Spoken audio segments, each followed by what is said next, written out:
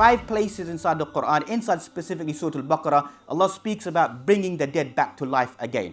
Why inside the Medinan Surah, speaking about ahkam, is there this focus towards returning back to Allah subhanahu wa ta'ala? Rather, why throughout the Quran you find such kalimat as al-maut, al-haq, al-yaqeen, al-musiba, all these al-ajal, your appointed time, as-sa'a, all these derivatives inside the Quran, all pointing to one thing, that this individual is going to return back to me.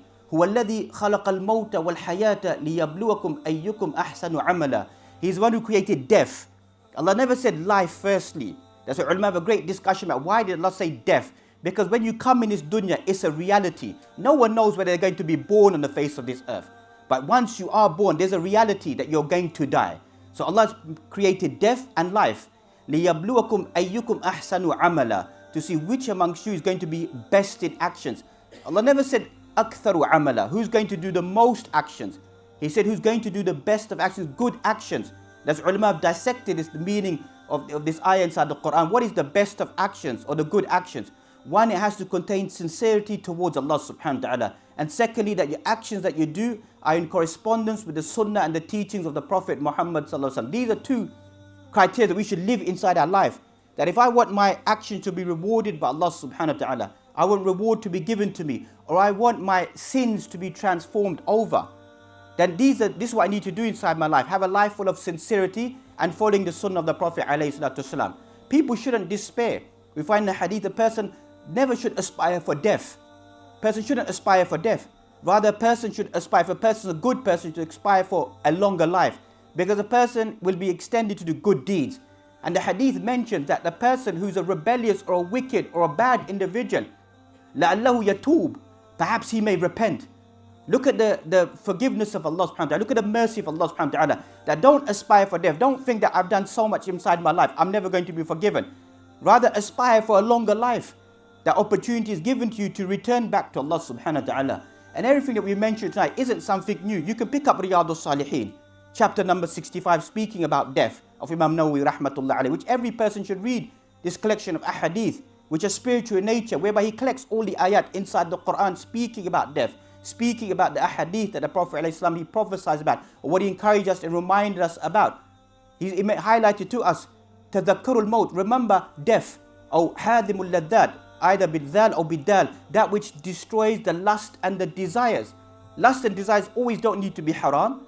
Even you find inside the Quran, it speaks about innama amwalukum wa awladukum fitna, that even your wealth, your children, your life becomes a fitna for you, because it can derail you away from your commitment and devotion towards Allah subhanahu wa ta'ala. Allah subhanahu wa ta'ala highlighted inside Surah Luqman, the 31st chapter of the Quran in the end. And Surah Luqman speak about the wisdom. Luqman al-Hakim they highlight.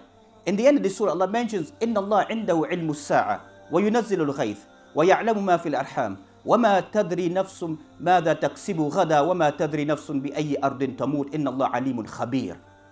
In this end of the surah Luqman, Allah mentions clearly 5 things of the unseen are only known by Allah subhanahu wa ta'ala. Allah subhanahu wa ta'ala is the one that sends down the rain, knows the exact amount of rain, the droplets, how long it's going to rain for, at what time, what place, what location. He knows what exists inside the womb of the mother, how that child is going to be born, whether alive or dead, happy or sad, going to paradise or going to the hellfire.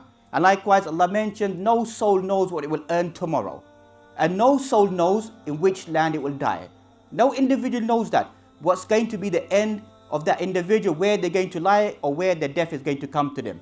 But what the reality is, that death is there, that musibah, that calamity. الَّذِينَ إِذَا أَصَابَتْهُمْ مُصِيبَةٌ قَالُوا إِنَّا لِلَّهِ وَإِنَّا إِلَيْهِ رَاجِعُونَ أُولَٰئِكَ عَلَيْهِمْ صَلَوَاتٌ مِّن رَبِّهِمْ وَأُولَٰئِكَ هُمُ الْمُهْتَدُونَ. Upon these individuals is the mercy of Allah. When a calamity befalls them, they say, to Allah we belong and to Allah that we return. Look at many of us, we may see dead people in front of us. Our close family members have passed away. For some of us, it doesn't ignite us, it doesn't awaken us that this is going to be my ending. On one occasion, the Prophet ﷺ, there was a gathering of people, and he asked, what are these people doing? He said, they are digging a grave. So he rushed to participate within them, and he sat there and he joined in with them. And then they looked at him and they saw that he was weeping so much, there was a puddle of pool of water. That's how much the Prophet ﷺ, he wept. The puddle of water was there. And he said, Ya ikhwani, ista'iddu li hadha al-yawm. He said, oh my companions, prepare for this day. Get ready for this day. Please like, share and subscribe to the Digital Member YouTube channel and hit the notification bell. Please also like, share and subscribe to our Facebook and Twitter. Links in the description of this video.